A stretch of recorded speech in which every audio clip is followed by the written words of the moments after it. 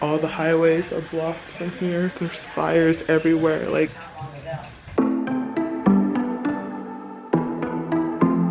my house. You better be here when we get back. I hope that light wasn't on. So last time you saw us, we were trying to figure out how to get to Canada for our good friend's funeral. Brody's mom was supposed to fly into LA to watch the kids and Lonnie, but her flight couldn't come in because of all the smoke from the fires. We ended up canceling our original flight and rebooking a red eye with the kids to Toronto. Our good friends Candace and Johnny ended up watching Lonnie for us so we could make the trip. Brody's parents reorganized their condo last minute to make room for the kids, and honestly, I couldn't be any more thankful for how everyone rallied together to get us to this funeral because we were not going to miss it. The last time we were in Toronto was for Stewart's wedding. If you saw our Toronto vlog, I'll link it here. So to be up here now for his funeral is so heartbreaking, but we tried to make it memorable for Maeve since it was her first time. But we'll definitely have to redo that trip under better circumstances. So now we're back in LA, and I think this is when the grief really hit us. Like, our house was a disaster and everything was everywhere, and we tried to start picking up the pieces and getting back on track when, in true January fashion, another fire broke out, and this one was closer to our house. This is actually the view from our office window, and we just went into survival mode. Like, it wasn't even a panic, it wasn't even shock, it was just, okay, this is what we need to do. And we started packing up the house, spraying down the house with water so it wouldn't be easily able to catch on fire, and then we just hauled ass out of there. We were trying to make it down to our friend Candace and Johnny's house once again this month, and traffic was horrible. How does it feel being a refugee? What? How does it feel being a refugee? We were just trying to keep our spirits up for the sake of the kids and for our own sanity, and we finally made it to the Hilton Hotel, and here we are. Good morning, guys. It has been a crazy 24 hours. I think I started off the morning just going to Costco, doing some grocery shopping, and now we're refugees at the Hilton Hotel. It looks like it's pitch black. It looks like it's the middle of the night, but it's actually 8 a.m. We're in a room that doesn't face the sun, and there's blackout curtains. So it's actually 8 a.m. We're at the Hilton by the LAX airport in case we decide to fly back to Maryland or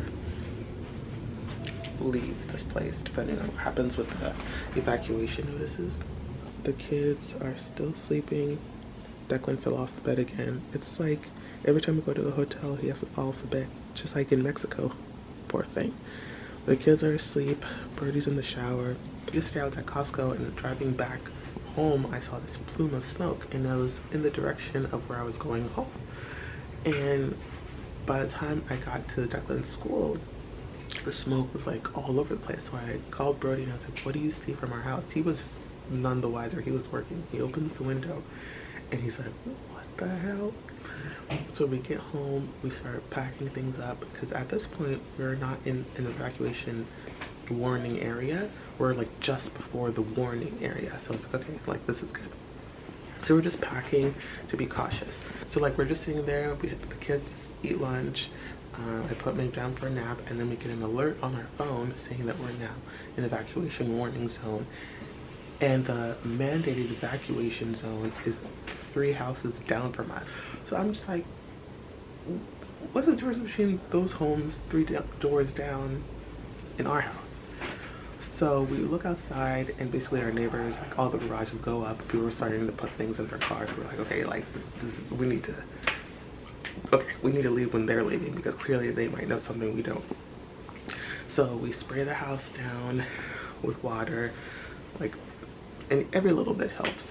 And we pack up the dog, we pack up the kids, the blankets, everything, and we just haul ass out of there.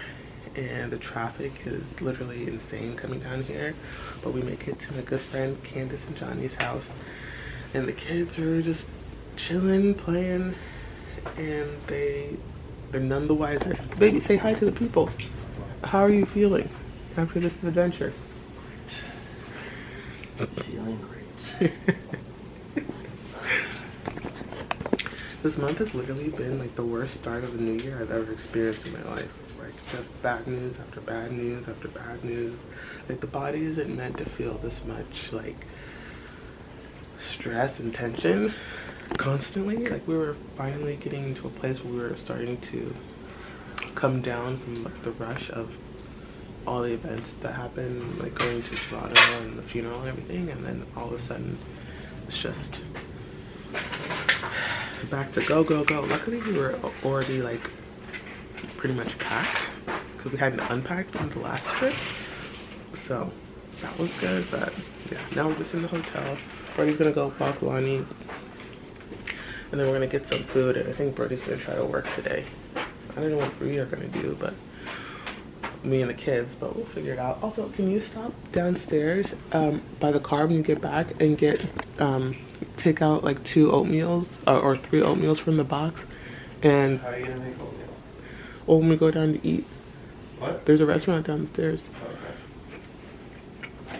And bring up the box of applesauce too. 2 oatmeals and a box of applesauce? Yeah, and if you see my charging cord, the white one, if you could bring it. I saw it in the bag when we brought it up. I don't know where I'll come back with Lonnie and then I'll go back to the car because I don't want to bring them downstairs. Okay. Anyways, guys, that's all the update for now. Talk soon.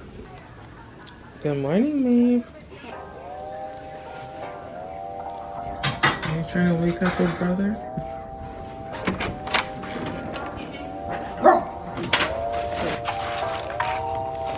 Okay, we got food, guys. We got food. Yeah, food. I'm just gonna set up the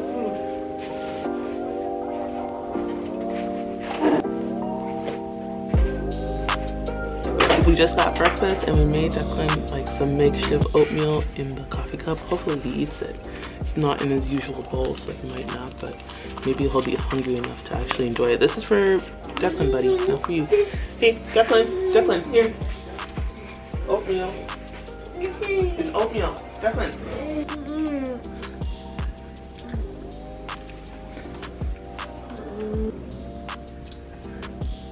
The kids are just having the time of their lives, and I love that for them. Be careful, buddy.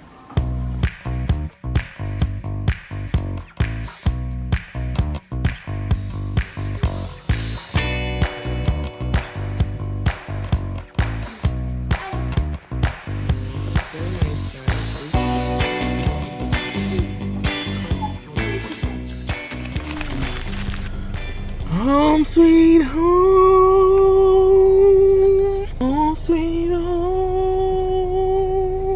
We are home, we are home, we are home. Our home is still here. We are back home. I'm so excited. Like, I could cry right now. I am so excited. Kids, we're home. Say hi. We stopped at Starbucks, so Declan has a cake pop right there. Maeve, say hi. Maeve, say hi. We're home. Our home is still here. It's still intact. It's not engulfed by flames. When I pulled up, there was a line of like the red flame retardant that the airplanes drop. So I could see it from our house. So it's crazy to think that the fire got that close, but oh my God, such a relief. Like, we still have all this stuff that we have to unpack, all the stuff in the trunk, but at least we have a place to unpack it. A lot of people from the Palisades fire and the Eaton fire and the Hearst fire don't have that option.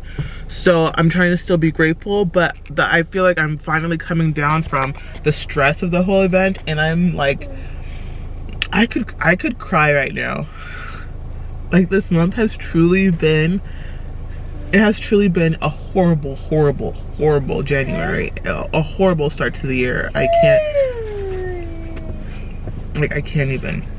So me and the kids are just here right now. Brody was in the other car with Lonnie, so he had to stop to fill up his tire because his tire, there's something wrong with it. Again, if we have to get another tire, this will be the 3rd tire in less than a year. We just got brand new tires for that whole car. So, anyway, that is a worry for another day. We're home, we're here. Let's get unpacked, guys.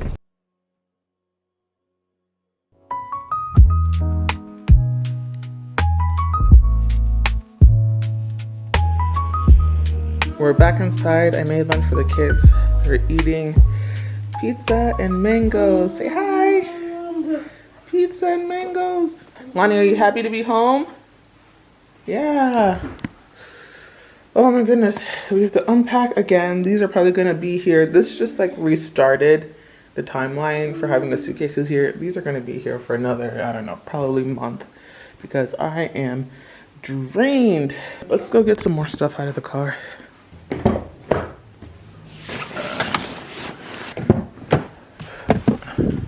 This box. Lippy.